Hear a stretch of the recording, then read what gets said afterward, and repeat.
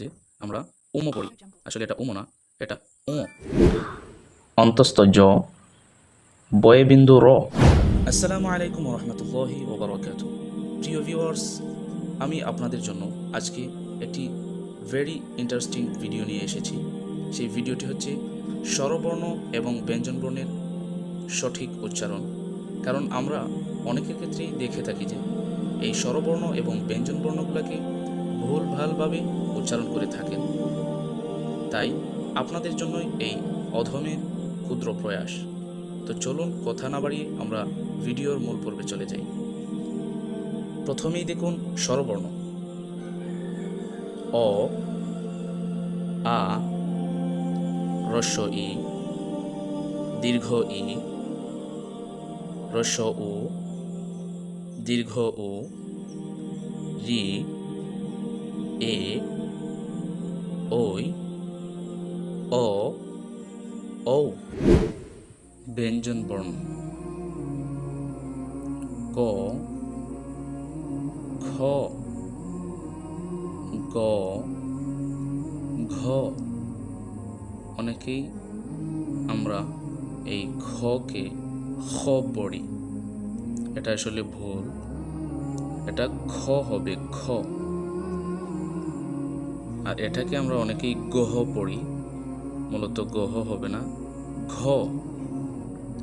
ও, এইটাও অনেকের ক্ষেত্রে দেখা যায় যে আমরা উমো পড়ি, আসলে এটা উমো না, এটা ও।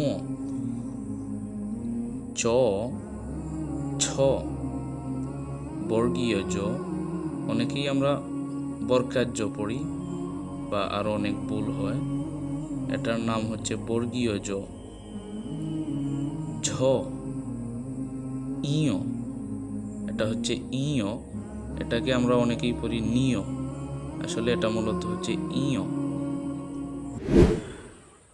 ট, ঠ, ড, ঢ, মূর্ধন্য ন, মূর্ধন্য ন। অনেকেই এটাতে একটি সমস্যা করেন যে ওইটাকে মধিনান্য বলেন, কিন্তু এটা মধিনান্য না, এটা হচ্ছে মূর্ধন্য ন। ত, থ, দ, ধ, ধ, দন্ত ন। এটাকে অনেকেই বলেন যন্তান্ন বা যন্তান্ন, অনেকেই ভুল পড়েন, এটা মূলত হচ্ছে দন্ত ন। প, ফ, ফ। অনেকেই এটাকে প ফ বলেন, ফ না, এটা হচ্ছে ফ। মানে এই আমরা আরবিতে যে ফা উচ্চারণ করি ওইটার মতো আর কি, ফ, দুই ঠোঁট মিলিয়ে ফ। ব, ভ, ম। অন্তস্থ জ, বয়ে বিন্দু র, ল, তালব্য স, তালব্য স। এটাকে আমরা অনেকেই তালিবাস্য বলি, এটা হচ্ছে তালব্য স।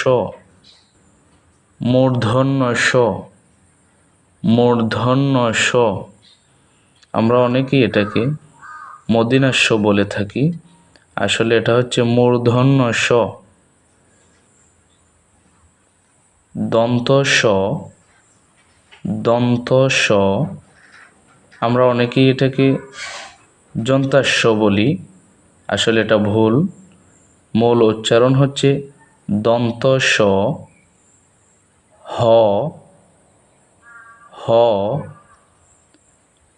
ডয়ে বিন্দু র, ডয়ে বিন্দু র।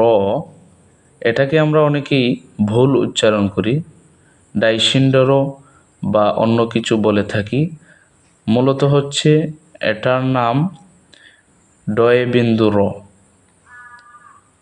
ঢয়ে বিন্দু র, ঢয়ে বিন্দু র,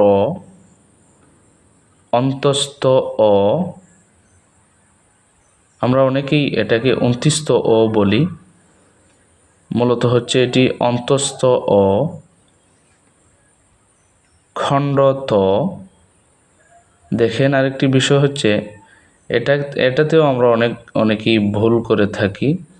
আসলে অনেকেই বলি এটাকে পছন্দত বা অন্য কিছু বলে থাকি। মূলত এটার মূল উচ্চারণ হচ্ছে খণ্ডত, অনুস্বার বা অনুস্বরও বলতে পারেন। বিসর্গ চন্দ্রবিন্দু।